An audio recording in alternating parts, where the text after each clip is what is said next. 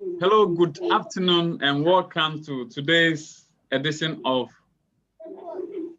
our attack webinar dubbed Preparing for Promotion. Yes, we are in this activity of trying to help ourselves as we prepare for promotion.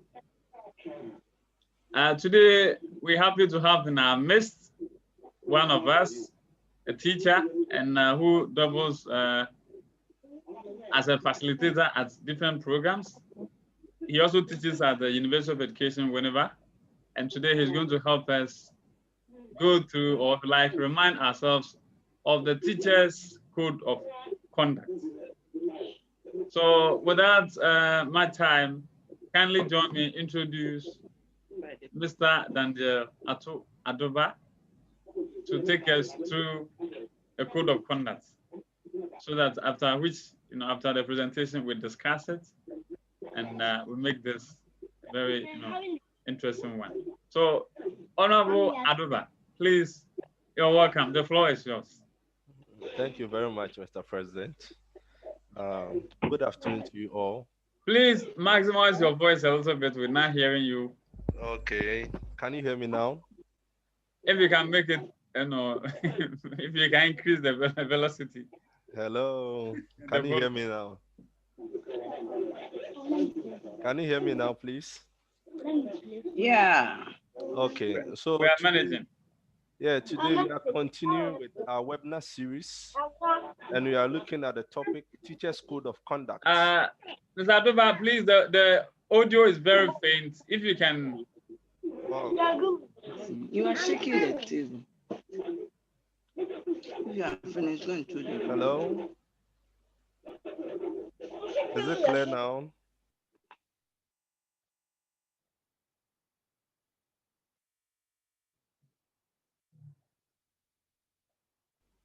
Hello? Yeah, you can go ahead now. Is it clear now? Yeah, it's better. Please go ahead. Okay. So, good afternoon to you all. Today, we are also here to continue with the webinar series for ATTAC. And today, we are treating the topic Teacher's Code of... Sir, please, the voice is very down. If you can remove the audio, I mean the earpiece, we're not hearing. It's so faint.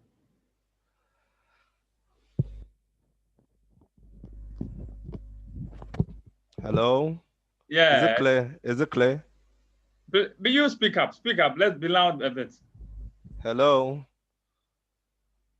Hello? Yeah, speak up. Okay. So today we are continuing with the webinar series, and our topic for discussion will be Teachers' Code of Conduct, the rules of professional conduct for teachers in Ghana. As our teachers, as art educators, as teachers, we need to know the code of conduct of our job.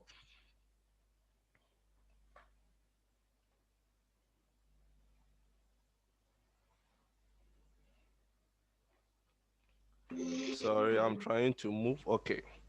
So today we'll be looking at the outline of the presentation. We'll look at the introduction, the general definition of conduct and misconduct, the rules of conduct for teachers in Ghana, and the penalties for defaulters.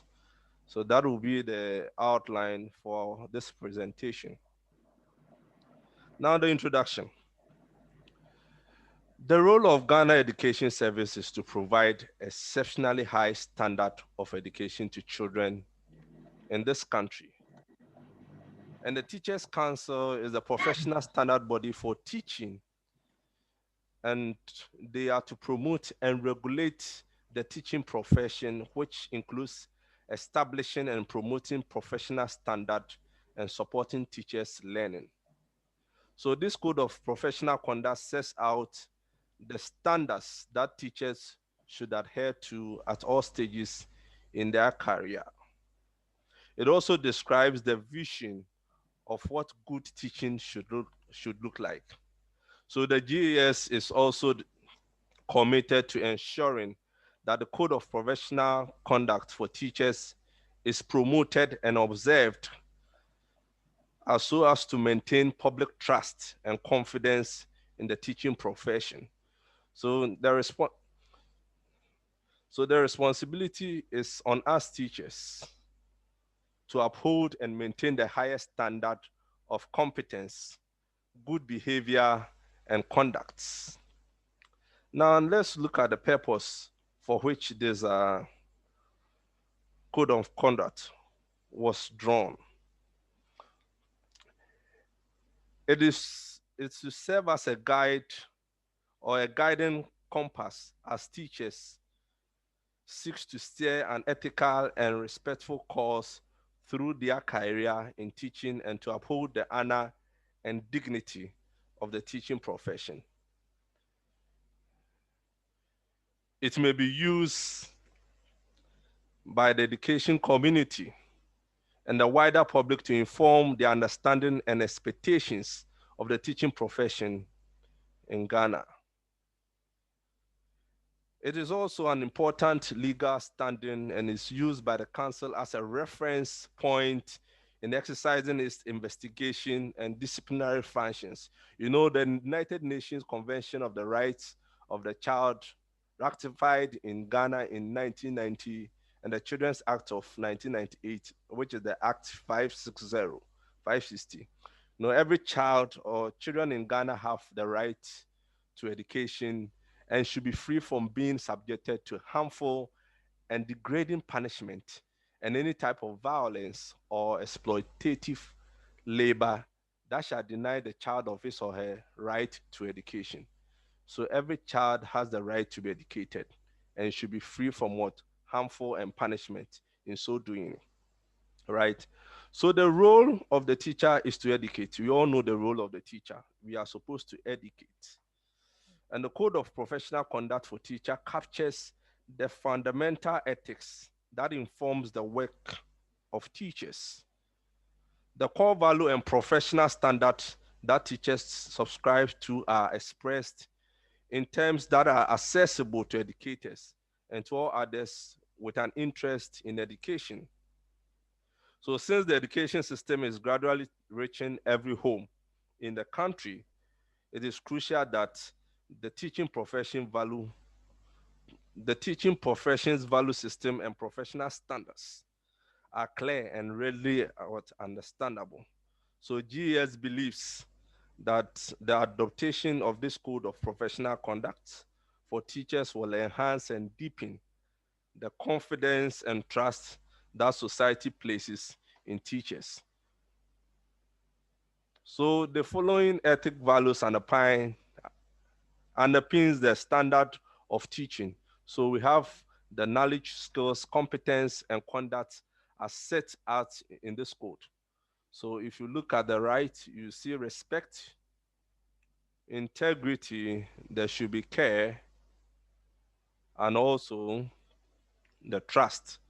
That is the role of every teacher. There should be respect for each and everyone.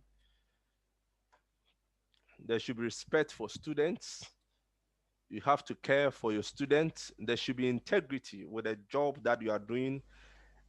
And we must have trust in you as a teacher. Now, let's look at the general definition of conduct and misconduct. This very presentation at a point will be an interactive one. We will be doing some discussion. So when we get there, members will be allowed to make their inputs. Now let's look at conduct. When we say conduct, conduct used in this context or in the code of conduct for GS is behavior, attitude, and character exhibited by anyone within and outside working environment. So GS requires every member to demonstrate, every teacher on the field teaching, to demonstrate a level of leadership, integrity, impartiality. You must be selflessness in all your in all your doings. You must be able to comport yourself. Fairness in all that you do, and you should be very honest as well. Now, what constitutes a misconduct? So misconduct is any act of omission by employee that amounts to a failure to perform in a proper manner that any official duty assigned to him or her as such, or that contravenes any rules and regulations or enactment resulting in disrepute to the education service. So anything that you do that will bring shame to your profession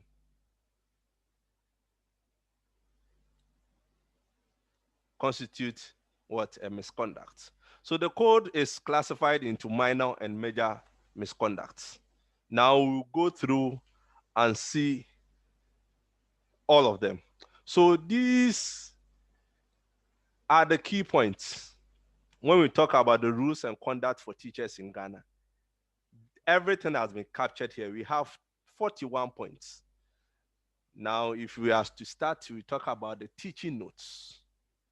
The teaching notes. So, Mr. President, I would like to open the floor. There is going to be an interactive section. So, can you unmute everyone so that we'll discuss every point that has been captured here? Mr. President, I hope you can hear me.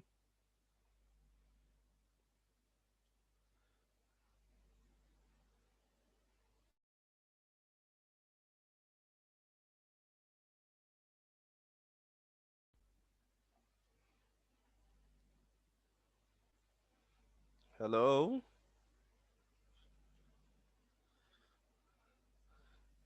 Hello? Yes, Please, Mr. President. let's all unmute ourselves, right?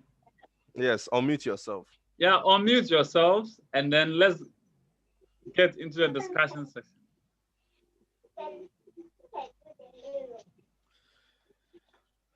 Is everybody on board? Yeah. Okay, so we are looking at the first point, teaching notes.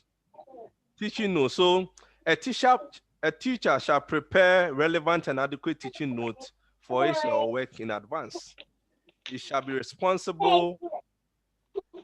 responsibility of the head of the institution to see to it that that is done. So as we all know, as a teacher, you have to be able to what?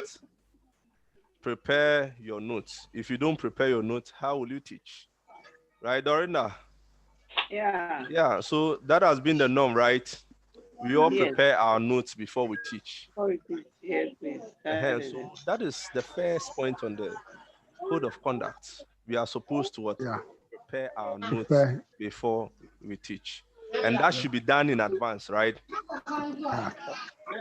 Robert, please, we get some feedback at the background. So if there's some noise at the back, kindly unmute kindly check it out, because everybody has been unmuted so that we can all contribute. We don't want to get any noise. Thank you.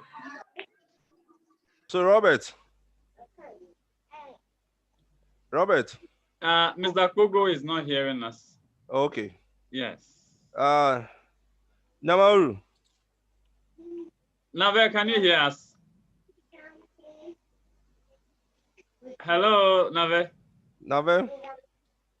No, he has a difficulty hearing us. So please go on. Go on. As Okay. and when they get in touch, we'll go on. Okay, so the key point of our teaching has to be with preparing our notes. You can't just go into the classroom without notes. You should bear in mind that our students are looking up to us for everything that we say. They learn from us.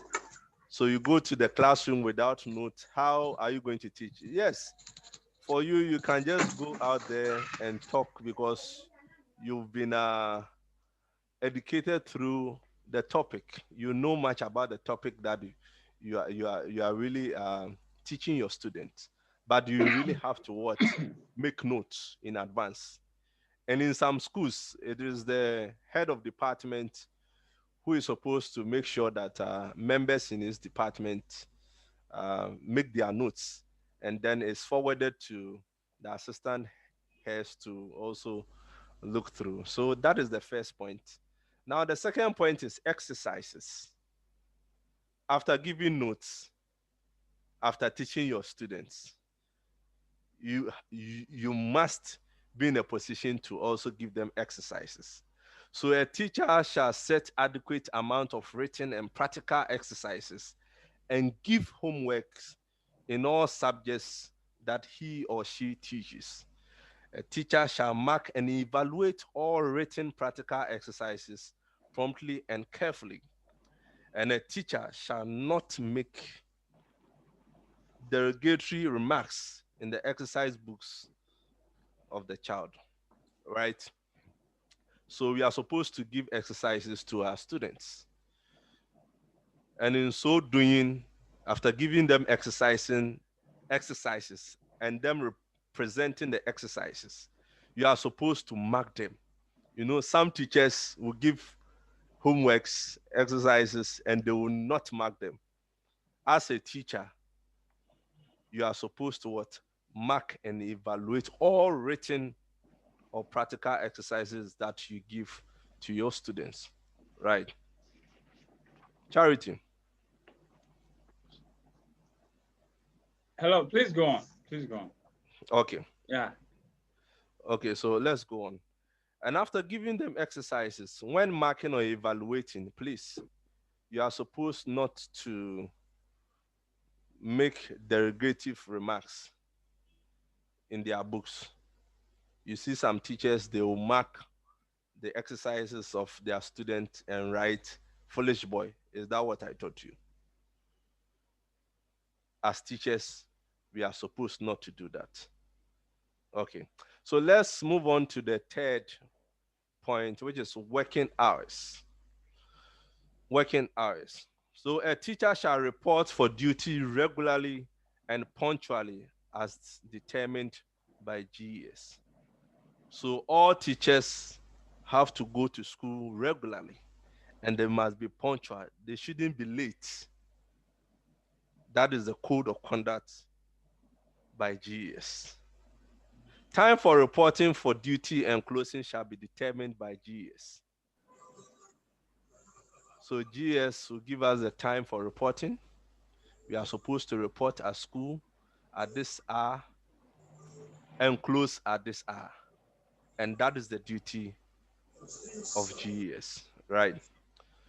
A teacher may be required to work beyond the required time in certain circumstances to be determined by the head of GES.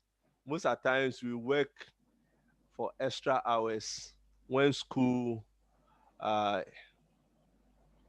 closed and we tend to complain. It is in our code of conduct. So a teacher may be asked by his head of department or by his headmaster to work beyond the required time that is approved by GES. A record of attendance shall be kept in every educational institution. So you go to most of the schools, teachers are supposed to sign in and sign out. A book for sign in, the headmaster or the head of the institution provides a notebook for teachers to write their name, the time, and sign the time that they came or reported on duty. And that is the code of conduct for the GES. That should be done in every school. Some schools have even adopted the digital system where you have to use your time to record your presence in the school. And that will give the exact time. You know, most of teachers go to school, those using the books, when they've reported 10 o'clock, they will just write in the notebook that they came at 7:30, right? That has been the norm. That has been going on. We all know about that. And as teachers, we should desist from that. Okay. Now let's go on to the performance of duty. So a teacher shall not fail to carry out his or her work in accordance with his profession, trade or occupation in a manner determined by the employer. And a teacher whose work performance is proven through staff appraisal to be below the set standard shall be warned and given all the necessary encouragement by indicating to him or her the improvement he or she is required to make within a reasonable time frame. You know, all hands are not equal. There are some teachers who are striving to impact knowledge to their students. And in such, they are giving warnings or they are being encouraged, right, to improve in a stipulated time frame.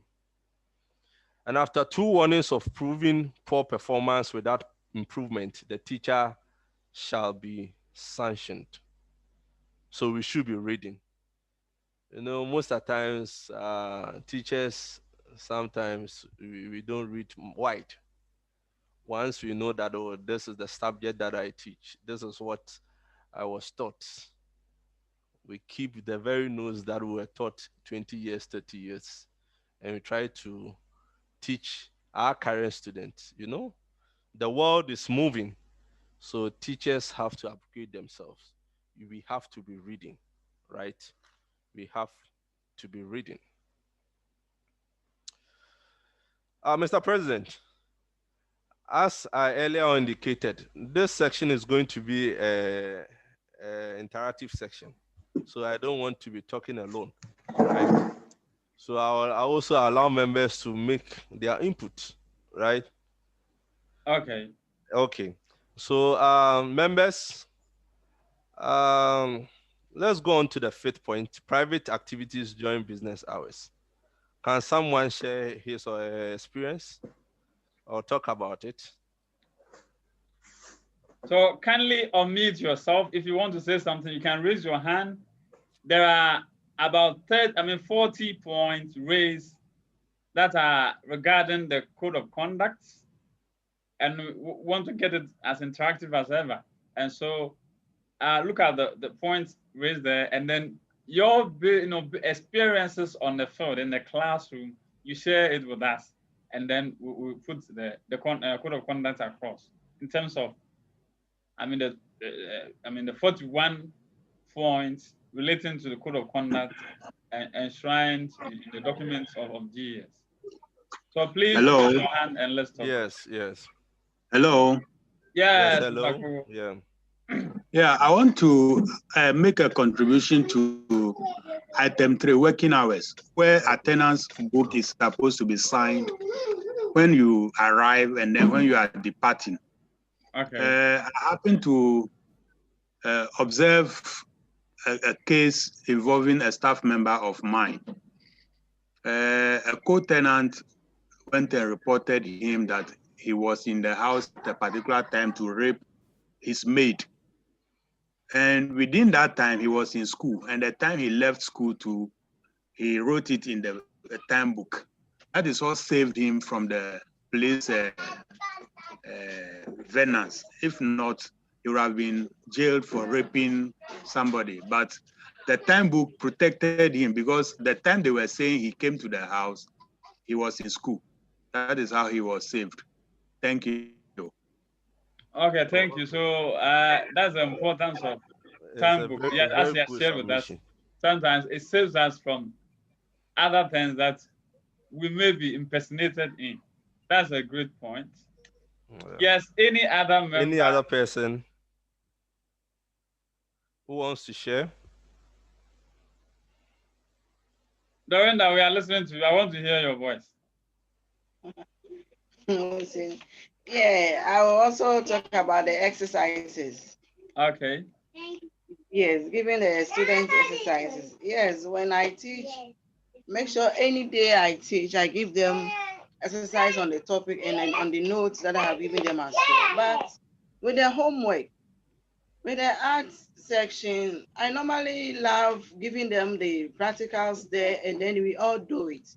So giving homework for them to come back, they end up not even doing anything. They will come and you ask, or you are requesting for the assignment, nothing comes. So in such way, what do you do? Because of that, I don't even give them homework at all. We all do the work. Before you go, I'll just give you what we'll be doing the next day. So you go and think about it. When you come, we all do it in the classroom. You ask them to go and do it at home. They will come. Some even come with empty sketchbooks. Some even leave their sketchbooks at home just for them not to wait. So what do we do about it? I think that one depends on the level of students you are teaching. Besides, even if you ask them to bring material to school, it is part of the homework.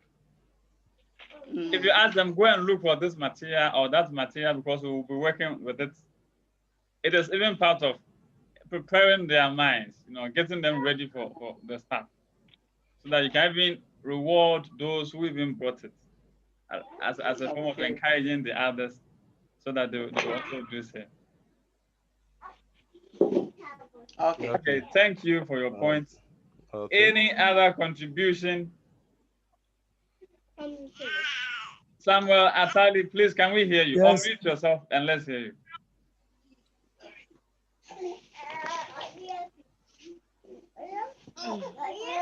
Hello. Hello, Samuel Atali. Hello, yeah. Yeah. Yes. We want you to share your experiences on these 4 points. Yes, I want to ask. Yes, I wanted to ask Madam first whether she was able to find out why they couldn't do the assignment.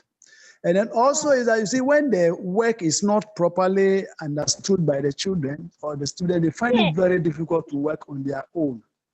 So probably that might be the case why they to do the assignment. And also we as a teacher, we must know that the child has come for us to help. So what is the help that we are giving to them? If really you have expressed yourself for their understanding, doing the work become easy for them because they know what exactly they are going to do. If they don't know what they are going to do, you should know that they will not do it at all. And probably to our demeanor to some of those activities or their behavior also count. Some of us will make our classroom as a lion den. You can't even say anything. So they make it, the teacher is overall the reservoir of knowledge. So they don't make it as interactive to get their creative or the creativity from them. If you make it open and interactive, you see that they will do whatever you ask them to do. Okay. Yeah. Thank you for the point. But looking at the 41 points listed here, could you give us your practical experience on any of them? Yeah, but unfortunately, I couldn't see the writing clear because I'm using a phone. Oh, okay. Okay, yes, then let's let the presenter read them out. Okay. Mr. Aduba, please read the points out. Oh, okay. Okay, Mr. But if I could hear something about the assignment too, that the remarks that we give. Is that saying that when we are evaluating the student, we must know that we are evaluating ourselves as well. So if the child performs poorly and then you write a foolish boy, then it means you, the teacher who is writing the foolish, you are also foolish. So that must be at the back of our mind. Whatever we write or we wrote against a student, that also comes to us as well. Okay. Yeah. Okay. So if I can get any other point that he will talk, I can talk on it. Okay, so we'll come back to that. Yes, hello. On the assignment, I think choice of word too must be looked at very well. Yeah. I remember when I was posted to Adventist Girls SHS, the students did a practical work for me and I wrote promising on it. Forgetting that they were girls, they misunderstood the promising I wrote on the work for them. So the choice of word and the situation too must be considered very well. Yeah. Thank you. So what was the understanding of the word promising? They were thinking that I was proposing to them. Oh. I see. Okay. Okay, so can we talk about the 5th point, the private activities during business hours? Okay. Can we talk about that? You know, some teachers, once they are in the classroom teaching, they receive various comforts. They will stop teaching, go out, talk, come back, teach a little, go out, talk, pick their phone. You know, they do a lot of things before they can finish with one teaching, right? And some teachers too trade or transact their private financial businesses on school premises. Right? Some of them who are into selling of cloth and other things, you know, once the people come on campus, they will stop, go and see these people. Daniel Adoba, please raise your voice. Raise your voice. Mature your voice, please. Let's hear you. Oh, okay. Can you hear me now? Be loud. Yeah. That's why. Sorry. I'm not using a laptop. That's why. I was talking on the fifth point, private activities during business hours. You know, no teacher shall engage in private or personal conversation during class period when he or she is expected to teach or to supervise children at work or play. That has been the code of conduct. You know, teachers will be teaching and they will be playing with their phones. They will teach, they will stop and receive calls. They will be doing other things. And sometimes they trade or transact private businesses on campus, financial private businesses on campus. And in the code of conduct, we are supposed not to do that, right? Can I come in? Do you have any experiences on the ground? Yeah, we wanted to look at the misuse of contact hours. Yes. As he said, he made mention of the use of the phone. Yeah. You as a teacher, you must have a principle which will guide you. So assuming that you are making a call and then the students are also making a call, how do you feel? If you feel that you are making it is good, then when the children are also making it, it must also be good. So if you don't like it, then you don't do it. But you have prepared your lesson plan and you know the period in which you are going to teach. There's no need for you to make even your phone should even be on, or you could make it silent so that any call could come. Silent, right? Yes, you'll be on silent. So after you finish the teaching and then you are free, you can attend to those calls. But during the normal teaching, no. And then like we are talking about transaction of business, the campus is not a market. If you want to do that business, then it's better you leave the campus and then you do it than doing it on the campus. It is against the GES code of conduct. But that one is also, and we've seen a whole lot of them, right? Yes, that's what we are. You see, a thief is not a thief until it's caught. You see, there are a whole lot of things we do as teachers. We feel that it is normal, but it is not the normal way. You see, let's look at it this way. School is on vacation. Teachers are not supposed to be on vacation. It's the students. But yet we have also taken it that we are on vacation. Are you getting it? You are even leaving the school premises for a visit to during the holidays. You are supposed to even obtain permission before leaving, but we don't do that. If somebody said now, they say the person is infringing on your right. Because as you said from the beginning, that we teachers, we don't read. We are more illiterate than the illiterates. You'll be surprised that somebody will say, I'm only teaching visual art. So any other subject apart from the visual art is out. And even in the visual art, to not all the aspects of the visual art, he has knowledge about it. So we have to be focused and we do the right thing as is expected of us, and everything will move smoothly. You know, the problem has been that what we were taught 30 years ago, 20 years ago, is what we are still teaching. Yes. We are not updating ourselves. So assuming that you are teaching something which has been learned 30 years, what you are teaching the person now, it means you are sending that person 30 years back. So if we have that mentality as teachers, our country will never grow. We still believe in paper and pen. So how you can pass my examination? So we still live on question papers. I don't deal with question papers. So if you come to my class with a question paper, I sack you. And I don't give note to my student. I'm teaching you for you to know so that you use your own language to express what you have learned. You see, but we prepare note and say, copy this. Meanwhile, the child does not understand the languages, the words that you are using to form your sentences. So definitely the performance will be very low. Our practical subject turned up to be a theoretical subject. And that's where we are. Okay. And So hello. So can make our yes. So on that Hello? point, as the fifth point, you know, when you go to some of the schools, you see teachers selling catty cake, chips to students, right? Some even they sell sobolo. Yeah. They are doing a private business in school. Yeah. And teachers, as teachers, we are supposed to desist from that.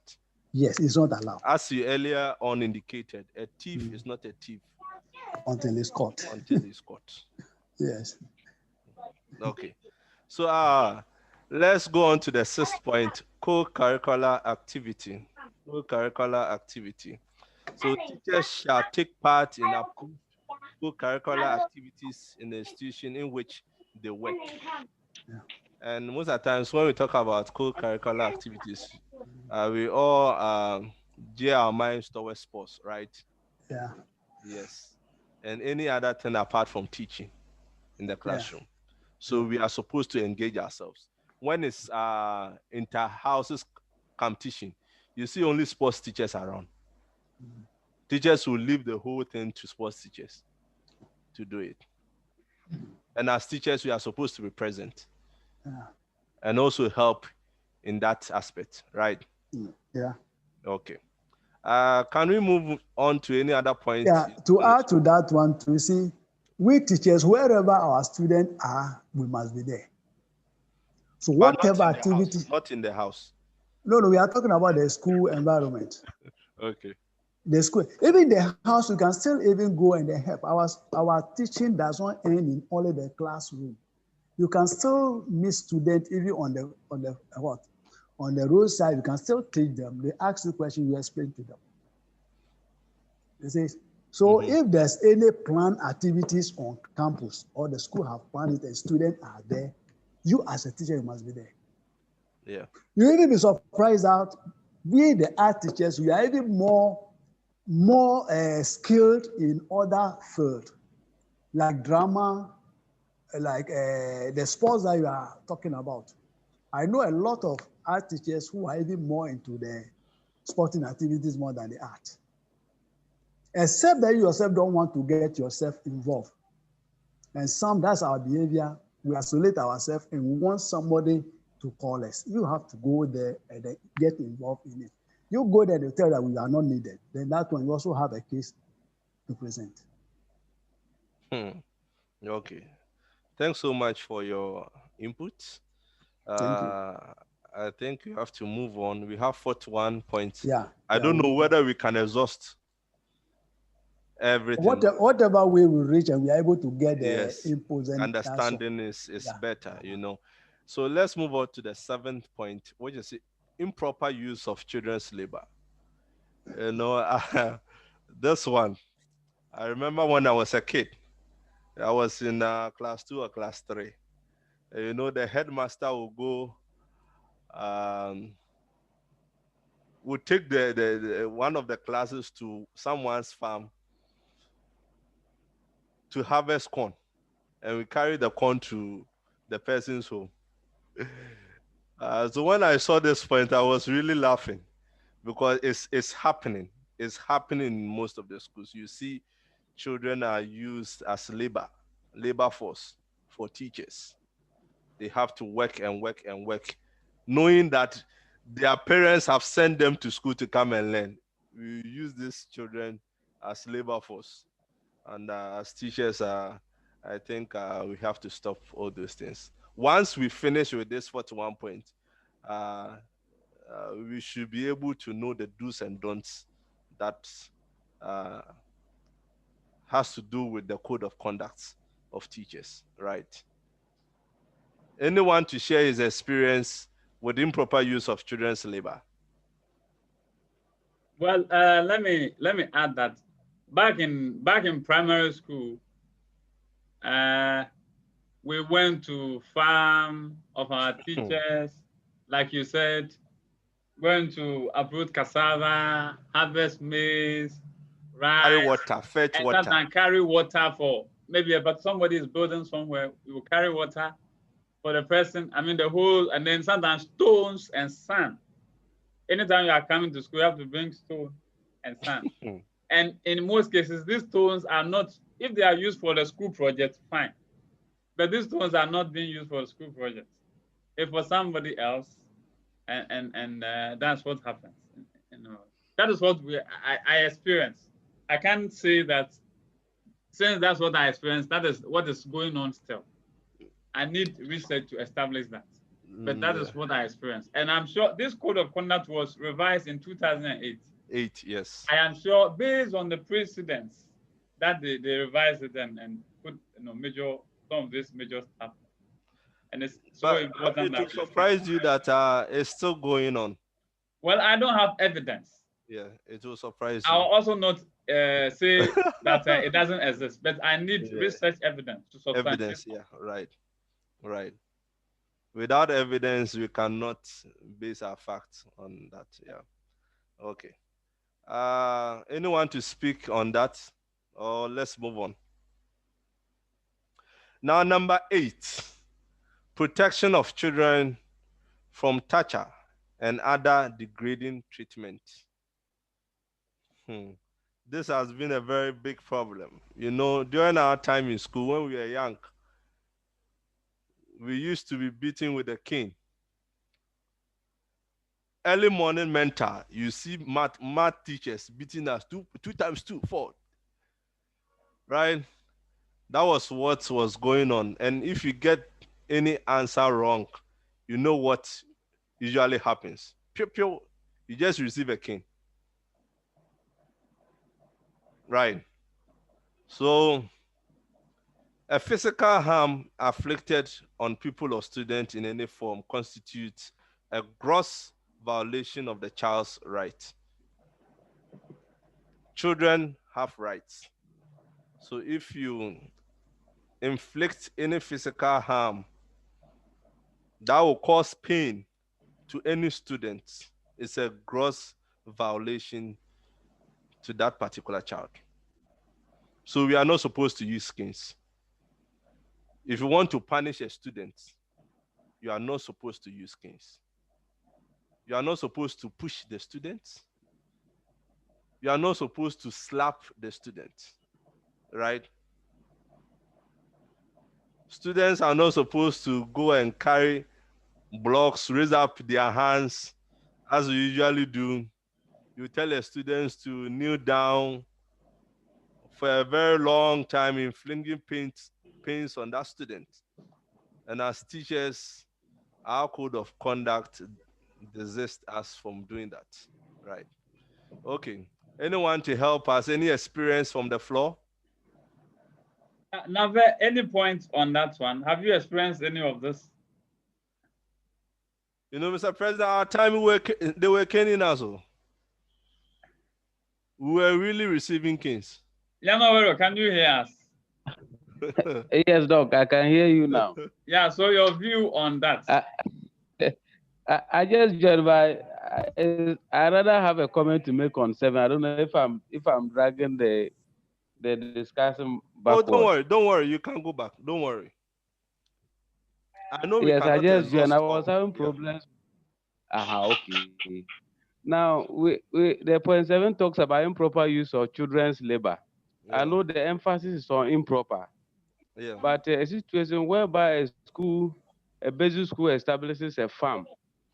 Mm-hmm. I don't know whether to call it a demonstration farm or whatever, so that they cultivate, maize and so on, to take care of theirs. They have this annual sporting activities.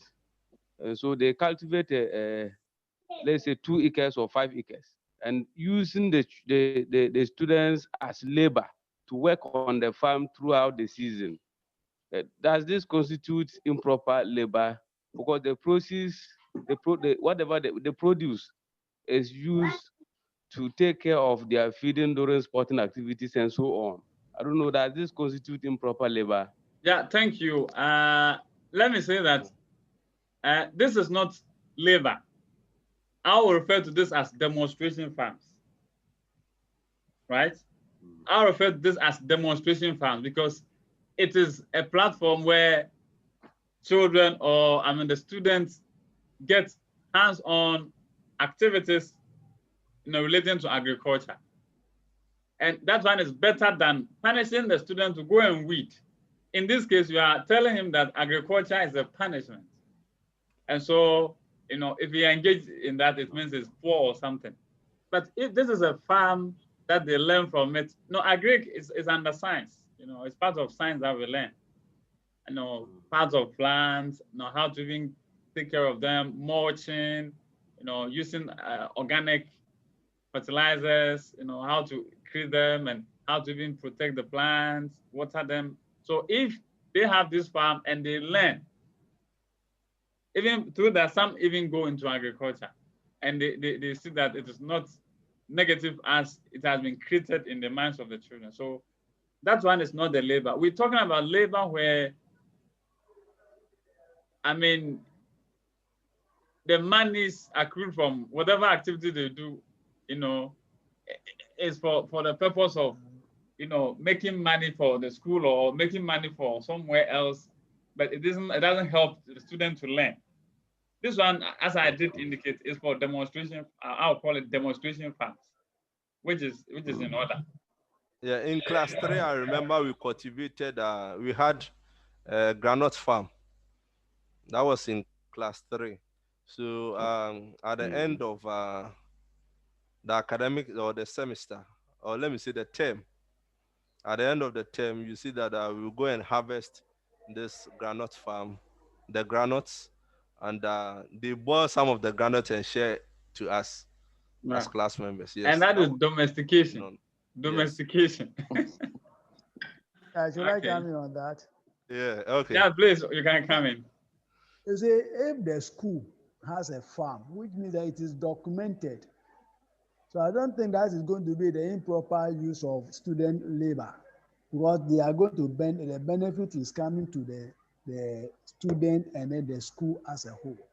So that one, I don't think it terms as what improper use of labor. Improper use of labor is when the students are supposed to be in class and then they are doing something different which is not known to the authorities. But since it is known to the authorities, it is no more improper use of their labor. Thank you. Yeah, it can be in the known of the head, but still it can constitute an improper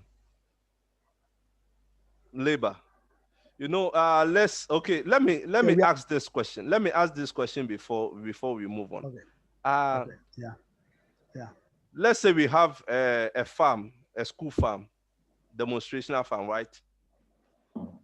And a student is being punished to go and weed. Would that constitute a child's labor? Yeah, we are saying that since it's agriculture, you don't punish the student to go and weed in the farm. If you punish the student to go and weed in the farm, then it tells you that the farming, it is not a good idea. When we are saying that, the demonstrational farm, as they say, they even put it on the timetable that this day, this time, these people are supposed to be there. If you watch it very carefully. I think some of us also went through that system where we have even the farm allocated to each class. So when it is time for you, you will go to the farm and work and come back. You see? Yes. Some of us, we are looking at that. Yeah. Okay, but what I want to put across is that even if it's a demonstrational farm, and not all members of the class are going to farm on that demonstrational farm that we are talking about. And you ask a student, only one student or 2 or 3, because you want to punish them to go and weed, that will constitute what? It constitutes the improper. Yes. Because you are denying the child from the class. From the class. Because you are going to go on with your teaching. Yes. Right.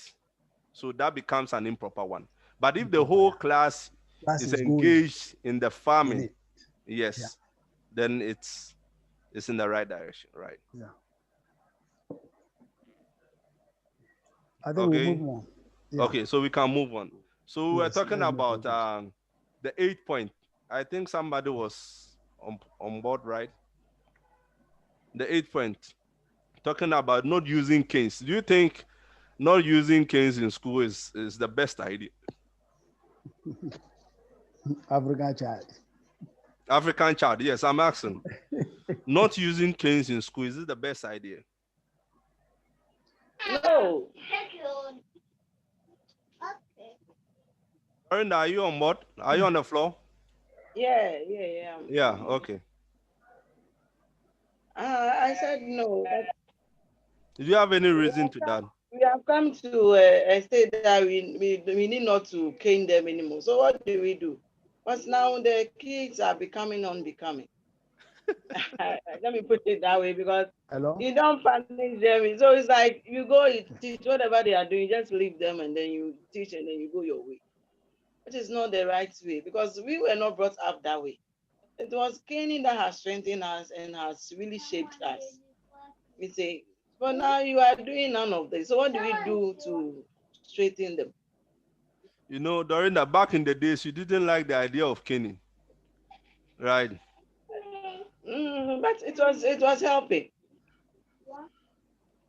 It was really helping. Yeah. Okay, but now children have rights. A child has a right.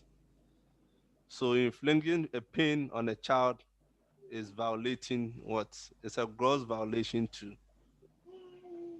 his right, his or her right. So we are no more supposed to use canes. But there are other means by which you can punish a child, right? There are other means you can punish a child. And even with that, there should be supervision. You should be there to supervise the person. I remember back in the days, my grandfather used to punish us using this technique. He will ask you to go and lean on the wall. You face the wall with your forehead, and you have your hands at your back. It's a simple punishment, right? But I bet you will cry. I bet you, even with that, you will cry. You can try that at home. You will cry. So you ask a child to just go into the corner, keep his hands at his back, and put his head, yes, on the wall. Just for like 15 to 30 minutes, you see the results. And you should be there to supervise. That was what my grandfather used to punish us those days. So you can't, the cane is not the only tool that can be used to punish a child. Yeah. Right. I think that's right. We have so many ways in punishing the child. You know the child very well, and you know the activity that the child likes doing. Yes. So you only deny the child from doing that activity, and you see that the child will move. It is not always, you see, as for the cane, I also say that it is not the best way of what correcting a child or a student. We have variety of way of doing it. It's all that we teachers, as we said, we don't read and we feel lazy. All that we know, what we have taught, we were taught, that's the very thing that we are carrying along. So we have so many ways we can punish the child, and the child will feel it more than caning the child. Yeah, I remember too, you were asked to write, I'll not do that again, 100 times in a book. Yes. It's not easy. You write and write and write and write. And you know, at the end of the day, you see that your handwriting has really improved. Improved, yes. So we have so many ways. Sorry that we don't want to venture into other field. So I think let's make progress. Okay. I also have a comment to make. Okay. But I don't know where this problem is coming from. Those days, teachers, the highest qualification of teachers probably could be, let's say, set B or set A. From there to this diploma. But currently, as we speak, most of the teachers have, let me say, are degree holders. here is the case. Our students, the performance is nothing to write home about. So I sincerely feel that this, punishment issue, that it is kind of like we are trying to copy from the Western culture and, their curriculum and whatever, what the psychologists have said and so on, and try to like implement exactly. But it appears that our culture is so different from that of theirs. And so the African child should be trained the African way. I mean, that is my opinion anyway. And so training the African child the African way probably needs some kind of, this not too harsh anyway, issue of using the cane and so on. Probably that is how I'm looking at it, because now we have from the paper we have quality teachers, degree holders. Unlike those days, you used to be said A, said B, said B, said A, but students were doing very, very well. So I think that this issue we have to really look at it. Maybe a way of, if we have to define the punishment, it should be the African way of African, ways of punishing our children, so that this issue African of like perspective. African perspective. Okay, I think we've been talking about only the physical violence. Can we also have an example of the psychological violence, where we insult, we harass students, and they become timid in class? Sit down, you don't know anything. Yeah. There are a whole lot of things that we do. You're wasting your time in the classroom. Yes.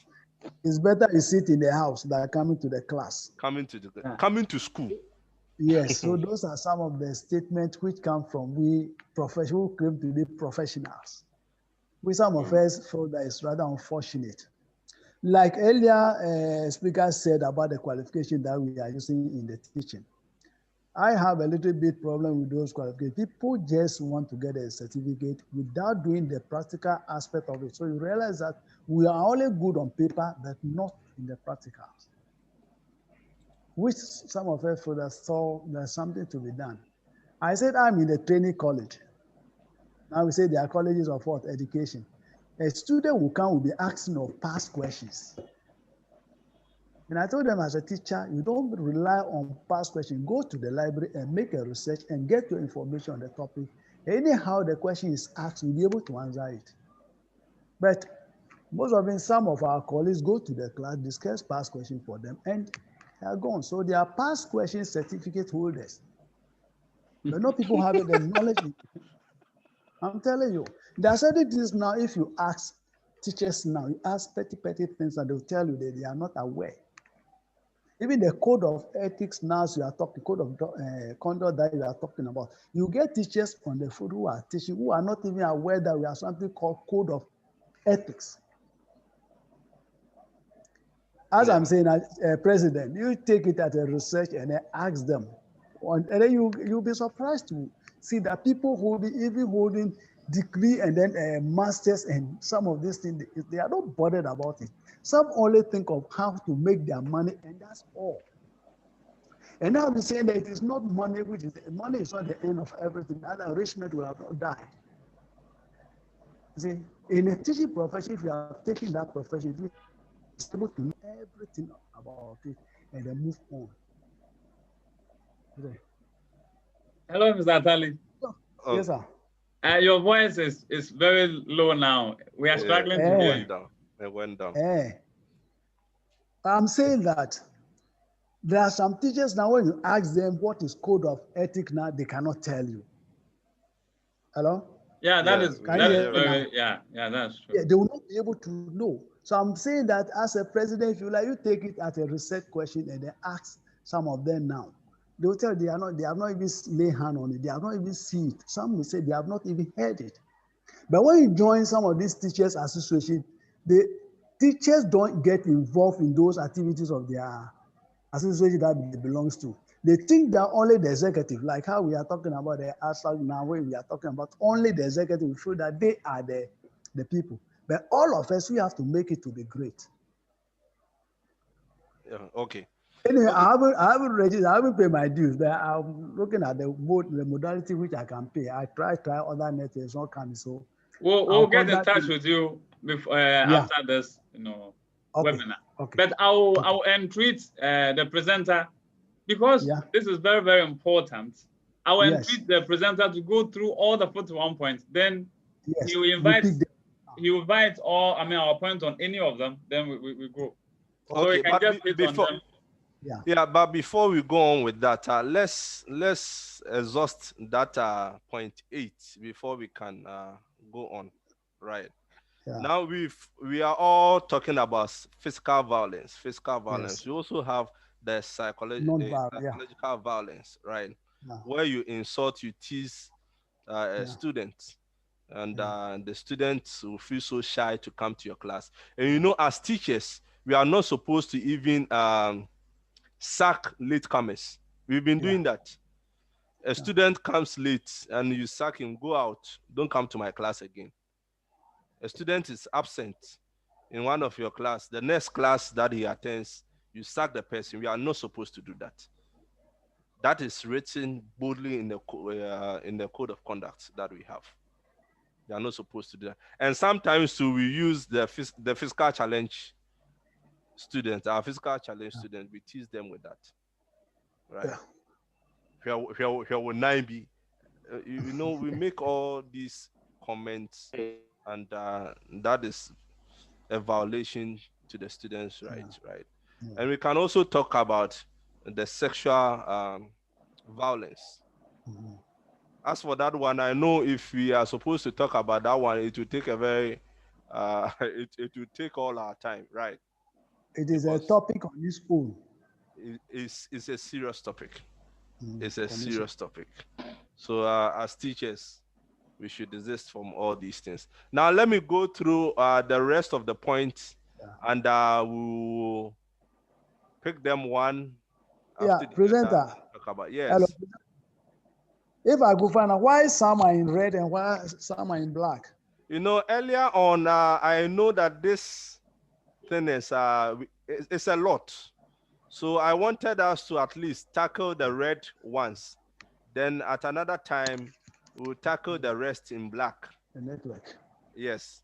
That is why I made some black and some red, right? So that was the rationale behind it. Okay. Okay. So let me go on and read the rest of the topics that we've not treated. So 9, non-discrimination. 10, right to social activities. 11, favoritism. 12, inordinate affection. 13, role model. 14, ideological influence. 15, absence from duty. 16, property of employer. 17, protection of the interest of the employer. 18, posting. 19, transfers. 20, insubordination. 21, health and safety rules. 22, presence of babies in schools. 23, use of illegal drugs at the workplace. 24, drinking, drunkenness, and smoking. 25, unauthorized collection of monies, fees, or levies. 26, misappropriation of funds. 27, adverse internal or external audit reports. 28, giving and receiving bribes. 29, loans. 30, financial embarrassment. 31, submission of reports and data or information. 32, public examination. 33, publications. 34, participation in partisan politics. 35, strikes and demonstration. 36, criminal acts or omissions. 37, anonymous letters. 38, official correspondence or records. 39, act of dishonor. 40, prompt action on disciplinary matters. And the fourth one, offenses not mentioned in the code. Right. Yes. So we have the thank you, Mr. Facilitator, for this. In fact, we have experienced teachers on board. Very, very experienced. Mr. Pogo, like this, he has taught for more than 20 years. And so with this point mentioned, maybe you mentioned them, they know what you are talking about. So like you just said, we'll be inviting their, their views on these points enumerated. Okay. So if you can pick 1, 2, 3, 4, each of the participants can pick, maybe I would like to talk on this, talk on that, and talk on that, and you talk on this and whatever, because we are doing this because he, as Mr. Atali rightly said, this is a very big thing. It will take us even months. Months, yeah. Yes. But So, Mr. President, I think I would like to talk on the 29th point. Okay. The loan. No teacher may advance any loan whatsoever to another teacher at interest or act as intermediary between any teacher and a money lender or take part in collecting debt on behalf of any money lender. No teacher is supposed to what? Give loans at interest to our friends. You know, as for that, I think we've not been doing that. I think any good teacher, any colleague teacher will rather help his colleague and not put interest on loans that he or she gives, right? But what I really want to talk about is being guarantees. Please, we are struggling to hear you. Let us not say that again. Okay. I said that as for giving out loans to our colleague teachers and putting interest on that, I think for teachers, most of us, I don't know about others, but a colleague teacher in need, you just give money to them without any interest, right? But what I really want to talk about is being guarantors for our colleague teachers when they want to acquire loans from banks. It is addressed in the code of conduct. We are not supposed to garant for our colleagues, be guarantors for our colleagues, right? But we've been doing that. And as one of us earlier said, you know, once we are not caught, we've been doing it. But please, it's rightly stated here. I think from now onwards, we have to be very careful in granting or being guarantors for our colleagues. It's stated here. You don't know when the law will catch up with you. Okay. Anyone also to pick any of the points and share with us?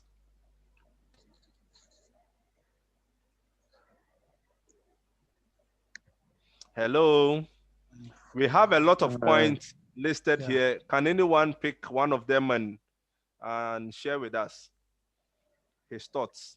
Mr. Samuel Achem, Johnson Gariba, Nate, Dorinda, and Uncle Sami Atali, and all the others. Please, you pick any of the points, you elaborate on it, you share your rich experiences in the class with us.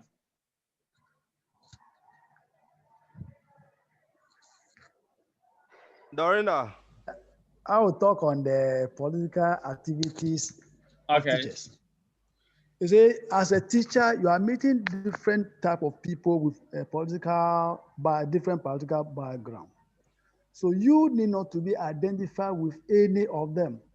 So that whenever you are talking, your talking will be seen as what? Objective, not subjective.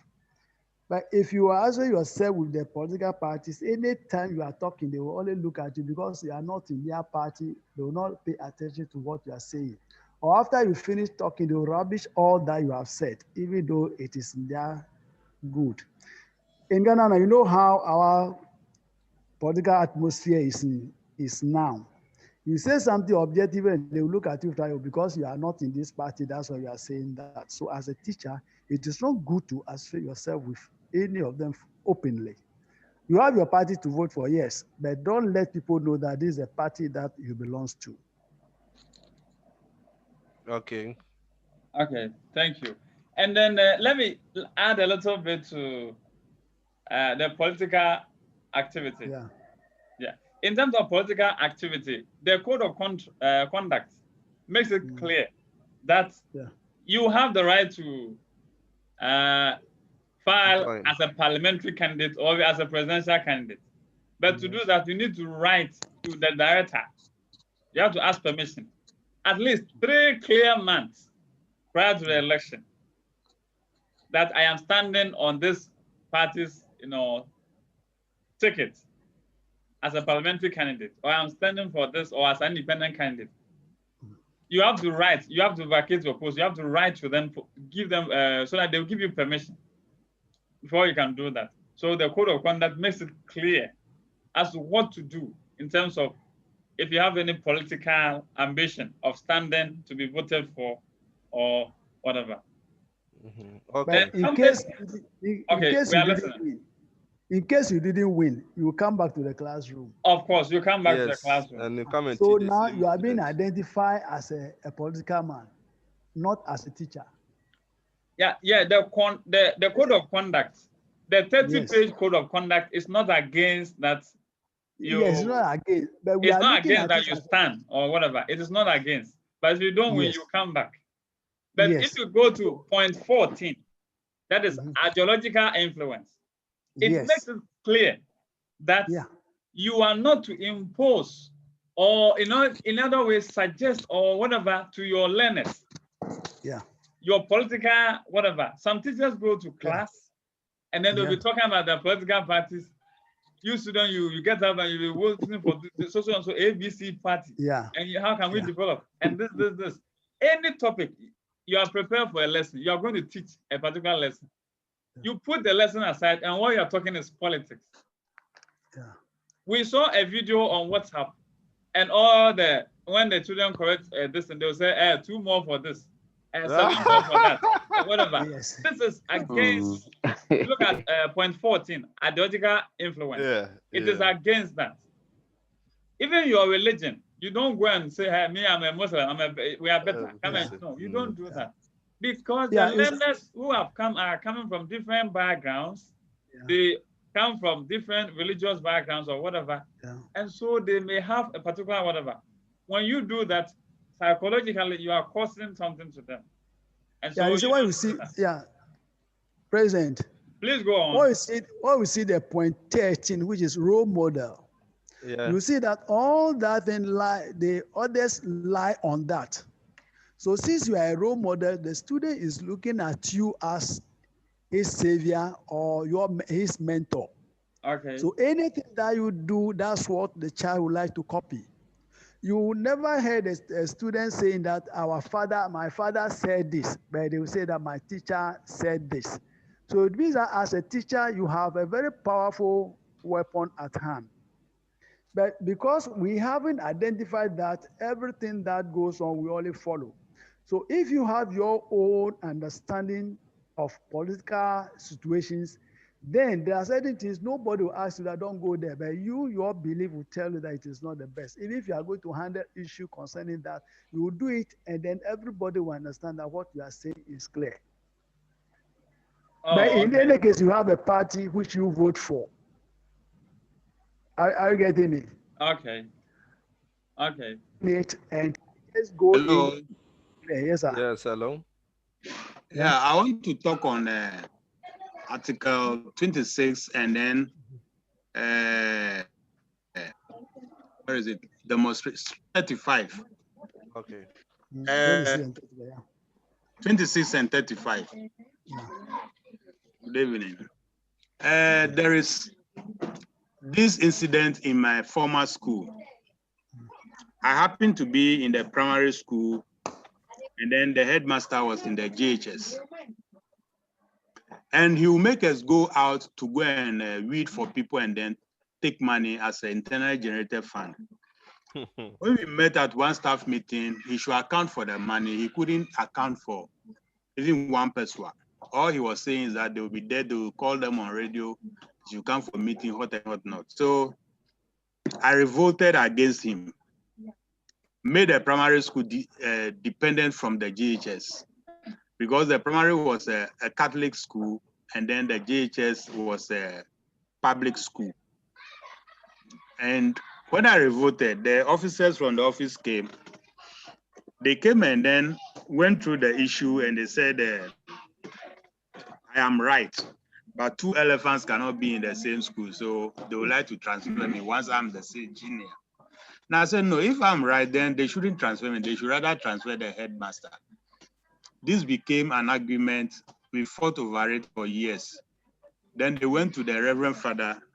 They couldn't succeed. They went to my uncles and aunties who were in town. So they talked to me. The place they wanted to send me to was very close to my home than where I was. So misappropriation of funds by some school authorities can bring about demonstrations in the school. So it is very essential that when you are made a head or you are put in charge of finances in the school, it should be very appropriate and then keep records of what is going on and make sure whatever record is there, the money is also there to support it. Thank you. Okay, I want to add a little to what you said. Here, the strike and demonstration has to do with teachers involving themselves, Agitation. involving themselves in students' riot or demonstration, right? So in your case, it's a different case altogether. But when students are going on demonstration, a teacher, you are not supposed to involve yourself. Right. Okay. So that answers for the 35 strike and demonstration. So teachers are not supposed to involve themselves in demonstration of students. Students. Right? Okay. Thank you very much. Okay. Or engage students in strike or demonstration. No, students can go on strike and demonstration, no, but as a teacher, you have to. You don't have to involve yourself. Yes. Yeah. And even not to tell them that they should go on strike or demonstration, not to instigate them. If you instigate them, you are involving yourself. Okay. Thank you very much. Okay. Hello? Any other? Yeah, yes? Please, we are listening. Hello? Yeah. When you look at Article 24(2), drinking, drunkenness, and then smoking. As a teacher, you don't do that.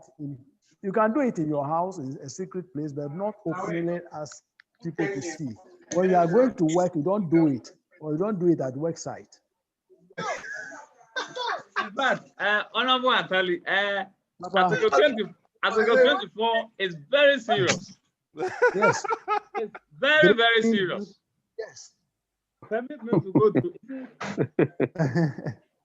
while on duty. Yes, no while on duty. Drink alcohol while on duty. On duty, or yes. be found drunk during school hours. On duty. Yes. Habitual drunkenness shall be considered as bringing the Ghana Education Service into disrepute. Yes. It says no teacher shall involve a pupil or student by sending him or her to purchase alcoholic beverage, whether it is Don Simon or whatever, it is alcoholic beverage. If there's alcoholic incident. No teacher shall involve pupils or students directly or indirectly in drinking any alcoholic beverage or in smoking any kind of cigarette. Yeah. Then it says no teacher shall smoke in the classroom during school hours, in a place or within the school premises. Yeah. And this is very serious. Yeah. And because sometimes, at least, sometimes you take small and then you go and stand in the classroom. No. Even if somebody smells it, you are in trouble. Yeah, you are guilty of this. But that's what I'm saying. It's very, very serious and very sensitive. Is it some of this code of ethics? If you are disciplined, I don't think some of this you yourself you even do it in the school. But what do we see now? Even some of us maybe ask the student, "Oh, buy me," and the student will buy for us during the school hours. I see. Okay. Yeah, please, any other? Yes, please, I want to talk on the I You want to also talk like on, us to. Dorinda, you want to talk on? Please, I beg you. 22. 22, okay.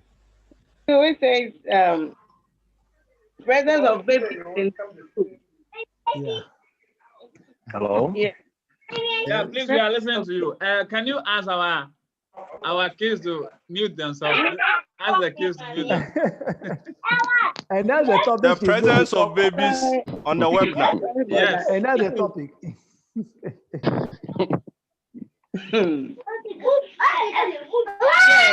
Yeah, some more. So it is clear now. It is clear now. It is clear. It is clear. It is You are not clear, supposed huh? to send the babies to school. So we have seen the demonstration.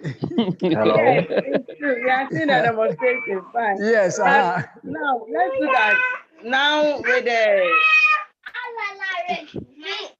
academics now. When you look at the gold track and then the green track, when you look at the calendar, you end up having your kids on vacation and then you are in school. And meanwhile, you are the same person that takes care of the kids. So yes, the kids, automatically the kids will follow you to school.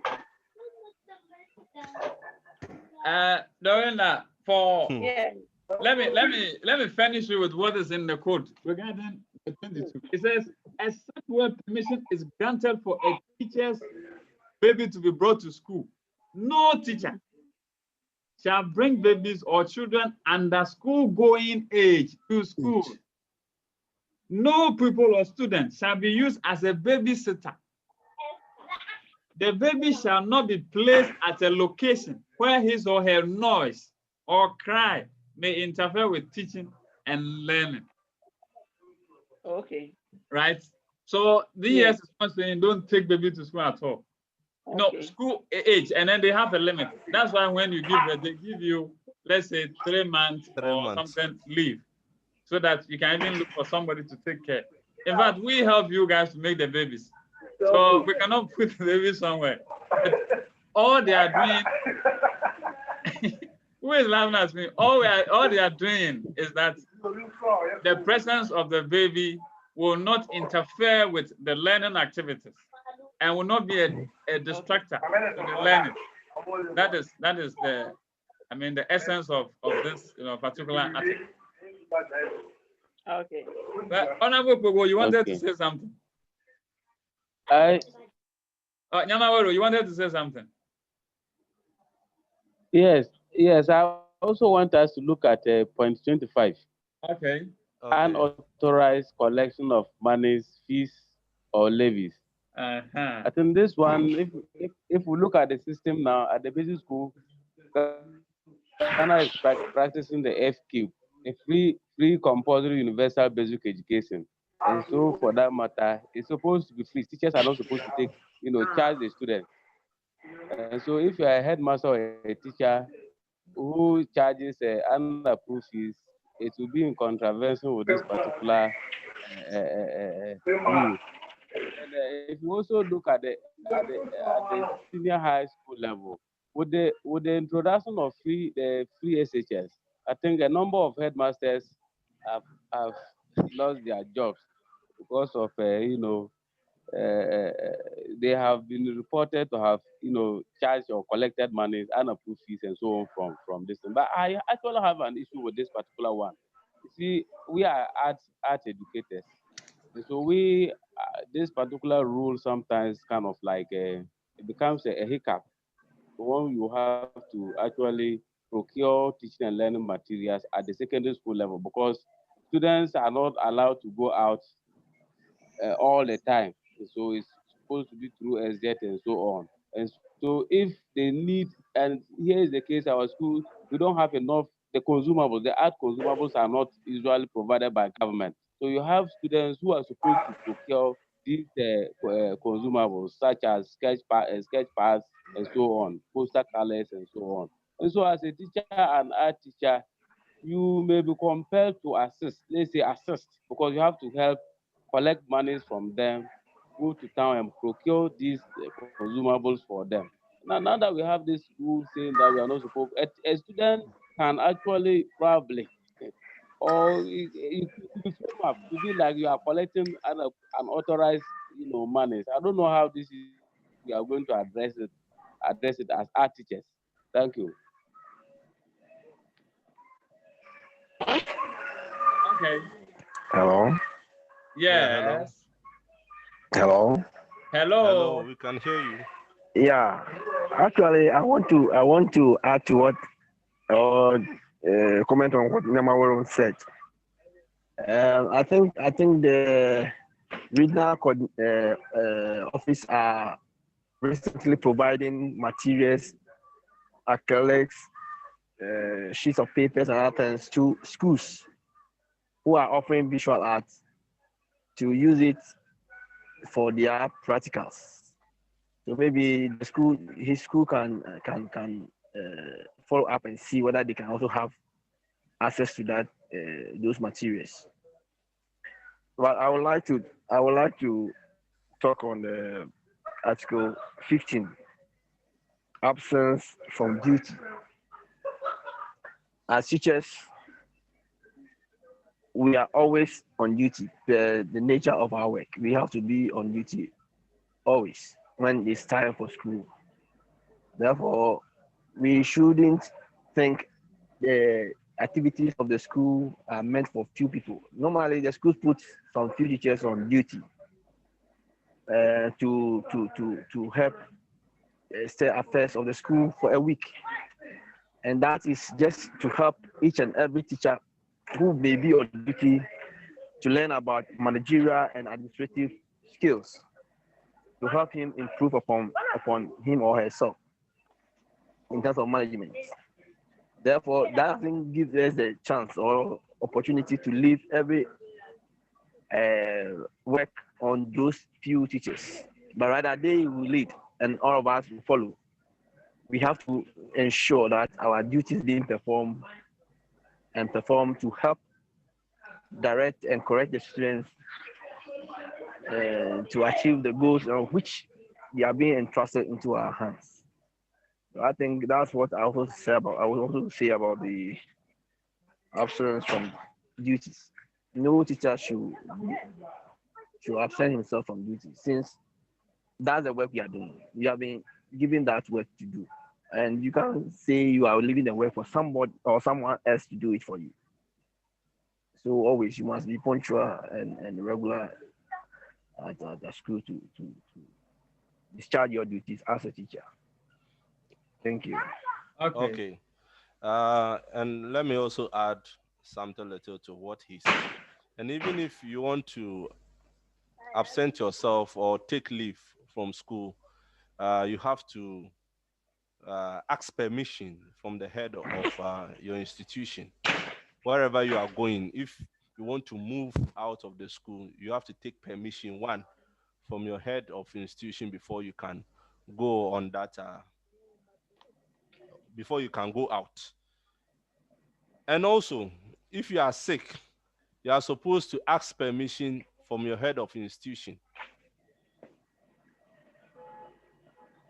And if you have sent yourself 5 working days, then it means you have to what? Provide a medical certificate showing that you were sick for that 5 working days, right? Yes, sir. And that is what should be done, okay? And if a teacher absent himself or herself from duty continuously for 10 days or more, he shall be deemed to have vacated post. So for 10 days, it means you are not on post, right? And there are sanctions for all these that we are talking about. There are penalties for all these, okay? And if a teacher wants to leave from the country, he has to write or take permission from the Director General of a Ghana Education Service. If you want to travel outside the country, you have to seek permission or write to the Director General before you can leave, okay? So that is with the absence from duty, okay? Anyone to continue with any other point? Madam Cynthia, would you like to contribute any of the points? You guys are experienced. Share your experiences with us. Okay, then Hello. Hello? Yes, we are listening, Madam Cynthia. Hello. Okay. Yeah. I think I wanted to talk about drunkenness.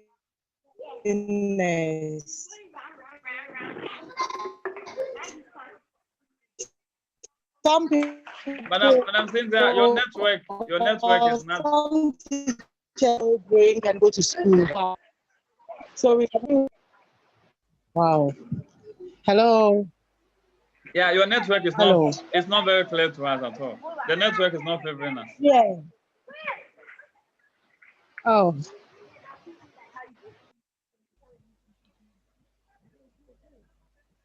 Hello. Hello, can you hear us now? Hello. Yes. Can you hear me? Yeah, I think it's better now. Hello. Go on. Yeah, go on, please. Yeah. I was saying that point 25, where some teachers still drink and go to school, and in fact, parents come around and they are so annoyed and angry because teachers who are supposed to teach their children are drunk at that time of the day. So if we can do well to at least maybe drink after school. And then parents also complain of teachers who smoke with their students or their children. We can also look at that and then. Is it parents complain of teachers who do what? Parents. They complain of what? Parents come around and then they want to talk to teachers drinking during school hours. Okay. Hello. Yeah, we can hear you, please. Go on. Yeah, what I was saying is that parents come around and then they want to talk to teachers. After some few minutes, they just come around. Why are your teachers, or why is this teacher drunk at this time of the day?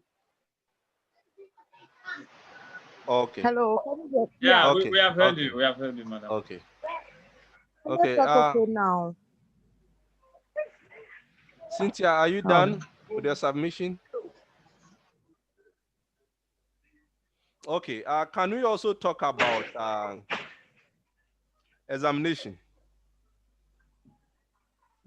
Public examination.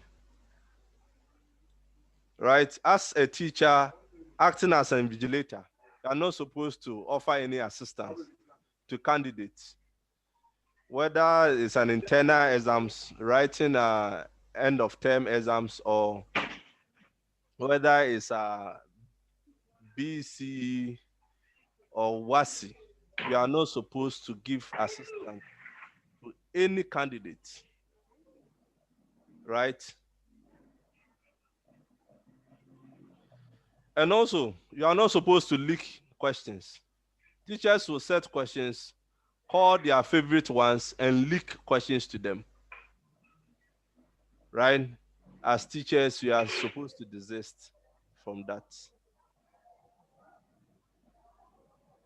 Yes, I would like to also add something to that. Okay. Can I? Yes, I think that one help you, the teacher yourself, to keep your dignity. Because when you be doing that, you will be collecting money or assisting students one way or the other to pass their exams. They turn up seeing you as a corrupt teacher.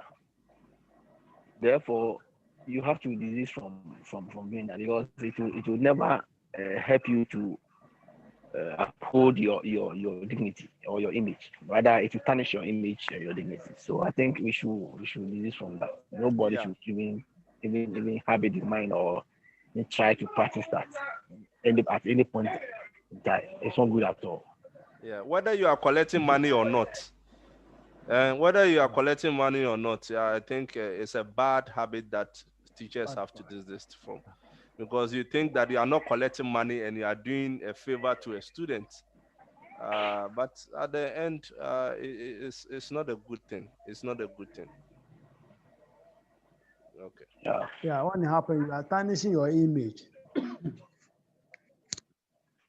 Whatever they say outside, you will not hear. When you are not collecting money, in the sight of your students, they don't see it as tarnishing your image. They see it as do you know what happened? Yes, them. they will be talking. Yeah, they will be talking it outside, but how they portray you outside, they will think that they are praising. They are praising you. In a nutshell, okay. They are tarnishing your image. Yeah, because it's against the rules and regulations. It's better they say you are wicked during the examination than to say you are helping them. Yeah, they say, Mr. Atali, he's good. Oh, hey, that is a. He's good. He came to me and gave me a paper. Why they are damaging you indirectly. That's why they say that they tarnish your image. They tarnish your image noise at the back. If we can handle that noise. Yeah, that's why I'm saying that it's tarnishing your image, because we know our rules and regulations or ethics that you don't have to be helping students during examination or that or something like that.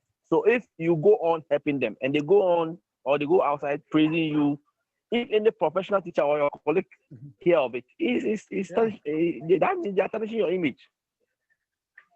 Or you are doing wrongful thing during the exams, and that is what I'm talking about. That we have to do this from examination.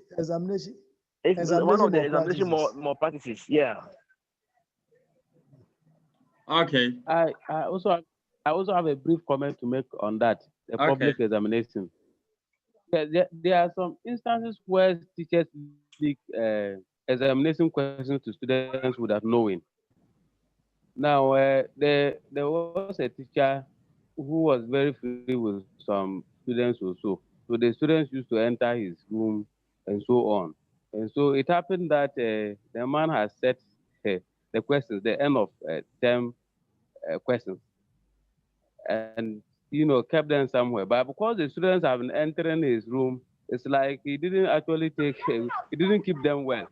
And unfortunately, on his part, the students laid hands on the questions, and so they spread the whole thing, and the question it got leaked, and then later on it was investigated, and the teacher had to suffer some consequences. In fact, he was transferred from the school for not properly keeping the questions. So I think this issue of public distance, as teachers, we need to take it seriously. It just doesn't mean probably intentionally even leaking questions. Maybe when you want it is public examination, make sure that you keep them and secure them very well. That is the little I have to add on that. Thank you. Okay. And to add to what Nyamaworo has just said, sometimes we want to say that our school has come first, has done this in terms of results, because of maybe a ranking of schools. And so whatever means that it takes, we will get ourselves involved trying to help the students so that they pass, and even to some extent, sometimes even solve the questions and come and give it to them in the examination hall. Right? And as teachers, we need to guard against it. Anytime there's a WAEC examination, we hear of, I mean SSS and even JHS level, we hear of some teachers who have been at the grips of the police for doing such. And please again, let us desist from that, because the law will catch up with you, because the service is guided by a code of conduct. How you're supposed to, conduct yourself as a professional in the field. So that's it. Let me also add my voice to unauthorized collection of monies. And I want to add my voice from the perspective of a research that we conducted on free SHS. Very soon, the results will be out. Yes, we didn't want to release these findings in a very hot political season. And who knows what meaning will be read into it. We'll bring the results in no time. Yes, we found that in visual arts, which is practically oriented, the materials that is provided by by GS, especially papers, drawing sheets, and then inks, right? And that is woefully inadequate, because if you look at the art that we are doing in Ghana here, we have 8 major areas. In addition, excluding GK. So when you add GK, it is 9. So we have basketry, jewelry, ceramics, leatherwork, textiles, graphic design, painting, and what have you. Sculpture is also there. So all these are involved. There are different materials we use for different art activities. The end of it is that we want to train the students so that when they are not able to even continue, they will get better education that they can establish on their own. And because of the absence of some of these materials, they don't even give.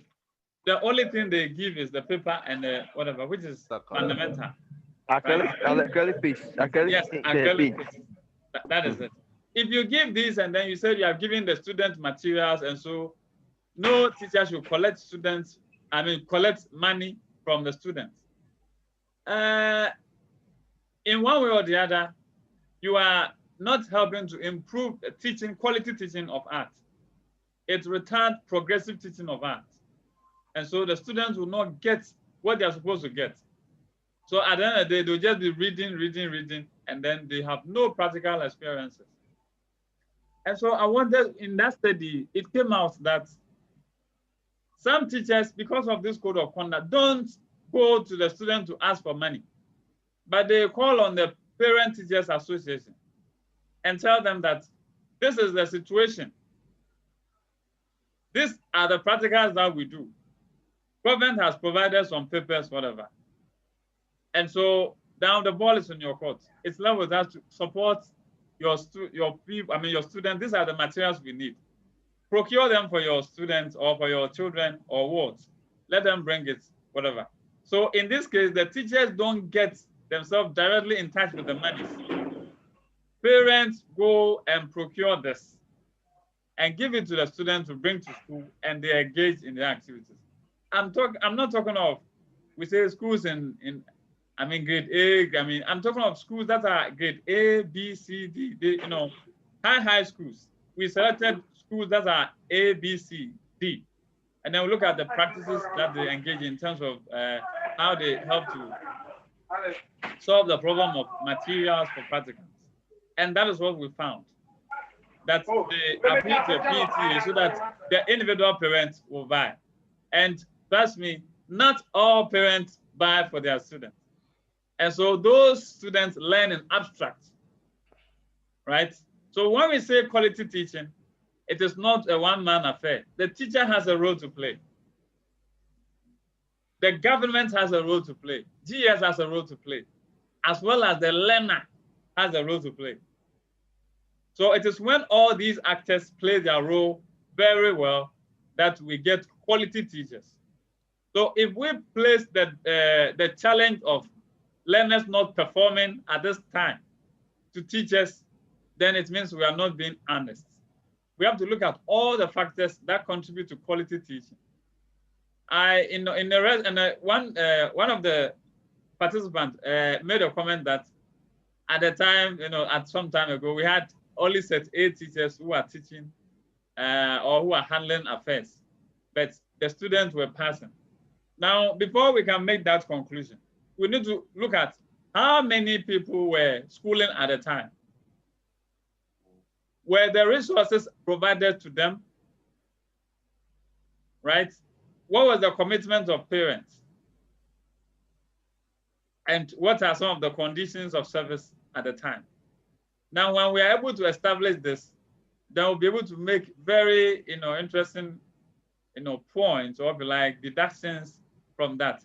Else, if we put the rest of that now, today's teachers are blah, blah, blah, blah. If the teacher is ready, he has prepared his lesson, and he has no, let's say, material. For example, you're going to do leather work. And to buy one stretch of leather, you need about 40 Ghana, 50 Ghana cedis to buy that leather. And the teacher doesn't have the leather.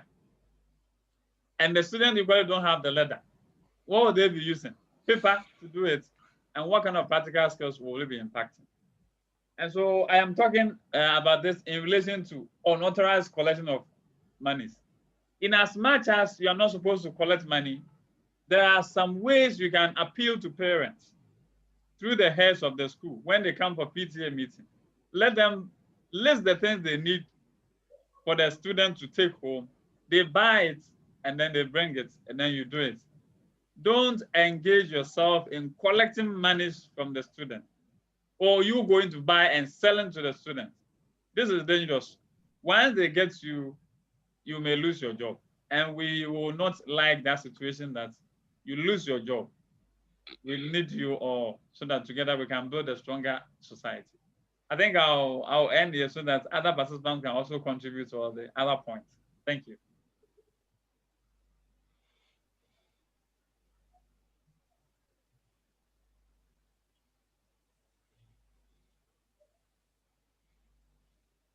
Honorable facilitator, can you hear us? Ato? Yeah. Yeah, so I've landed. Okay. I thought you gave the opportunity for others to also make their contributions. That is why I was waiting for members to also come in with their contribution. But I think they are self-explanatory, right? And the code of conduct is on the internet for you to download. So you can just go on the internet and type in GS code of conduct. You get it. You get a PDF so that you can just go through. I want us to move on and see the last. Hello, Ato, please, we are not hearing you. Hello, can you hear me now? We are not hearing you at all. Hello. Hello. You are off air. Hello. Hello. We are not hearing you at all. Hello.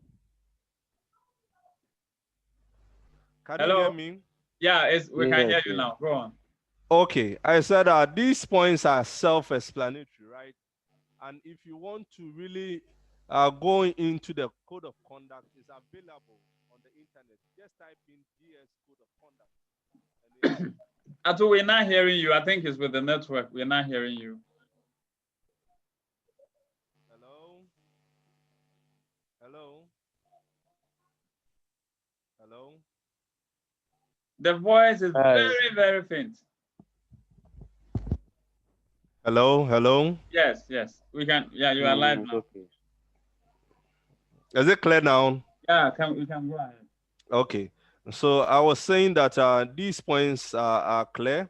And if you really want to learn more on these points, just go online and Google GS Code of Conduct. You can download the PDF format. Well, once again, he has a challenge with his voice. We're not hearing him well.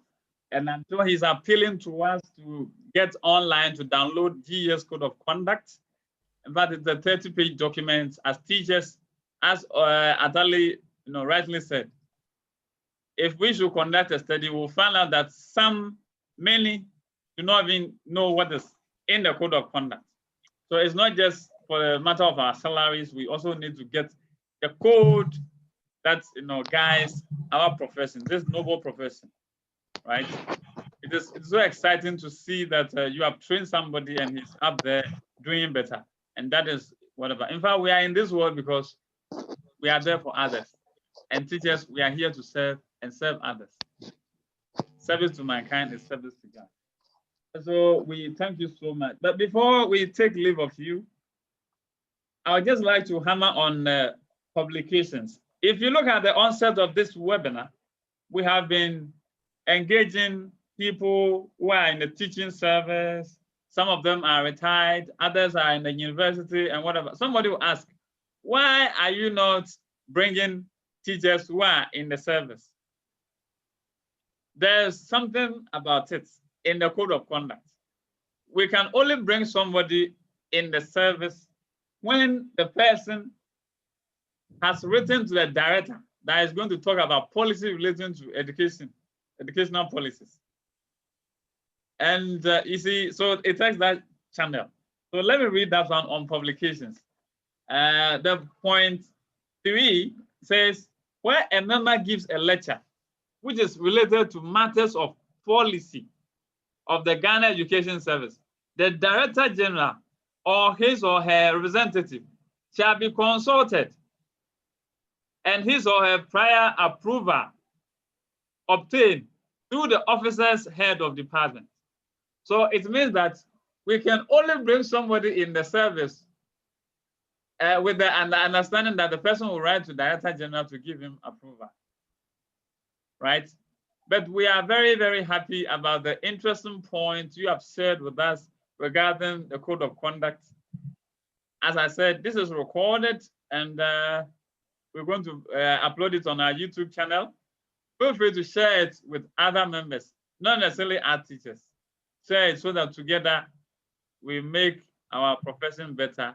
We get ingrained in the very profession we have chosen so that none of our members will be found culpable of going against the very code of conduct given by our employer, the Ghana Education Service.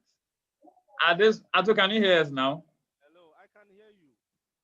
But we can hear you. We can hear you. Oh, okay. We can hear you. Before that, let me just look at. We can hear you. Look at these points. Okay. So at this point, I'll give any of the participants, please, anything you have, any concluding remark you have for us, please put it across so that we bring this to a close. Doc, I want to also, I have something to say about the last point, point 41. Okay. The point 41 looks problematic because it has not defined any, I don't know if you could go back to that one, the 41. Hello? Yes. It says offenses not mentioned in the code. And so this particular rule or article, it looks so open and problematic. You may not even know what will constitute an offense apart from what have been listed. And so I see this one as a very serious one, very serious code of ethics that teachers will have to look at. It means whatever you do is counted. You see, if you look at, thank you for your point. If you look at for Article 39, the point 39, it says act of dishonor.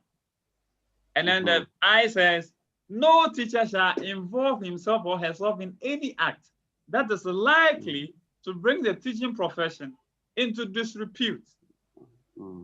So anything that you do to bring the teaching profession into disrepute may, there are so many, and they cannot, not write all of them in the whatever.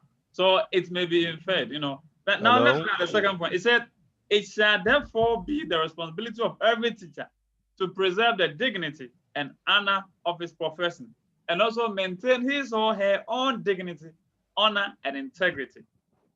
Now let's look at the 41. This is the explanation to 41.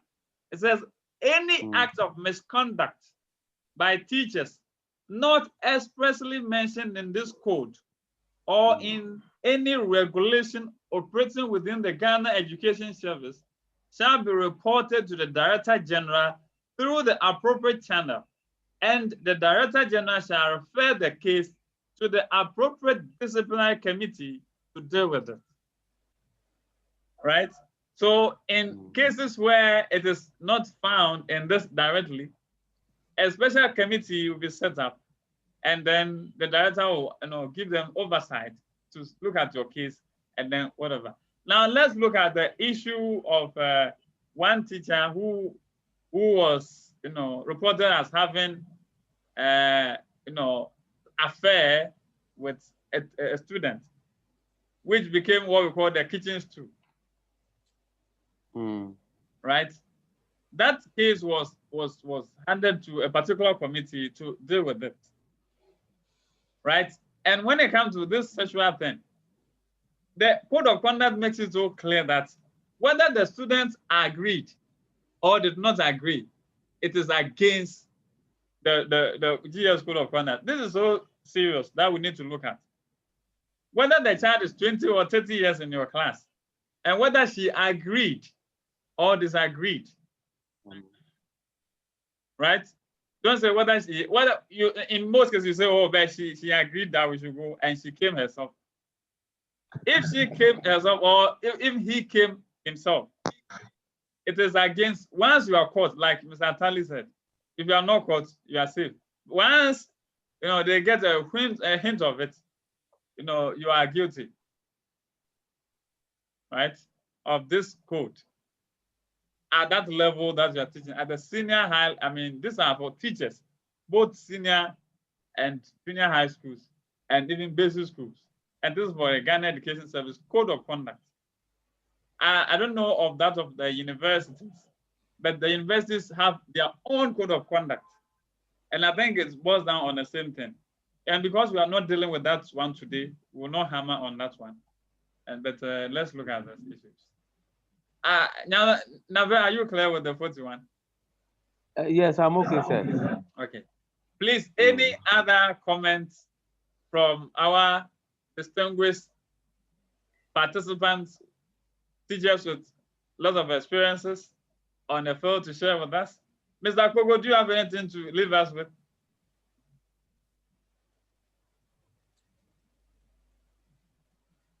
No. Okay. I think Mr. Asali. Yeah, I only wanted to talk about the wedding at Article 24. Okay. The drinking and then the smoking. The S there should be checked to be A. Yeah, that's correct. It was a typographical error. Yes. Since a document which is going out, let's make that correction before it is out. Okay. Yeah. Thank you. Yeah. As it is, it's a directive, it's a guide for us. So you can't do all, but let's try our best to do most of them. And the only thing is like decency. If you are disciplined, there are certain things you will not do them at all because it is not common sense. Okay. Thank you. So similar correction is needed on 25. Okay. Manis. Okay. Manis. Okay, thank you. Daniel Atu, our facilitator, do you have anything to share with us? Hello. It was because of your network, that's why I came in. Hello. Yes, we can hear you now. You can hear me now. Okay. With this, we have some penalties for defaulters, but I think as I rightly said, members can go online and download, but we can as well look through the penalties. For minor misconduct, you can have a warning or be reprimanded, okay? Then also forfeiture of salary. So if you default, the government can forfeit your salary from a stipulated time, but not more than 1 year, please. And also suspension with loss of pay or allowances, stoppage of increment. When you talk about stoppage of increment, it means your salary, we have points. You have 16 points, something at the hand. So you will not increase with the points. So your money will not go up. Your salary will not go up. Right? Then it can also be transferred from your post to another school. And the worst of it all is they can terminate your appointment as a teacher. Now, let's look at the major misconducts also. Deferment of increment, reduction of rank or salary. You can be suspended. Removal from Ghana Education Service. You can be dismissed. If you are being dismissed, then it means you are not getting any retirement package.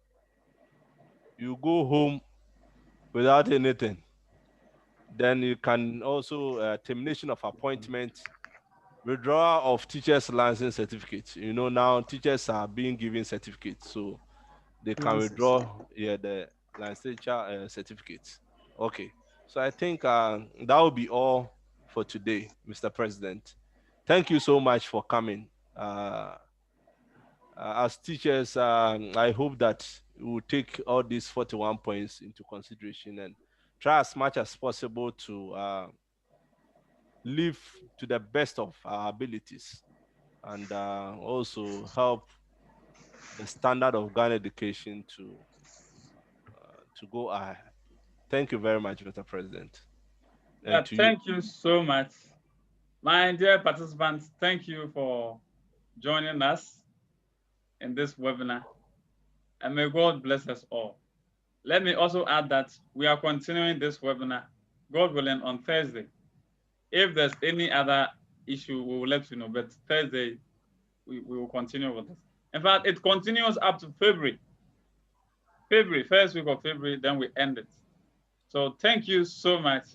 And until we meet again, it's bye for now. Thank you. Bye-bye. Thank you. Thank you, Doc. Thank you. God bless you.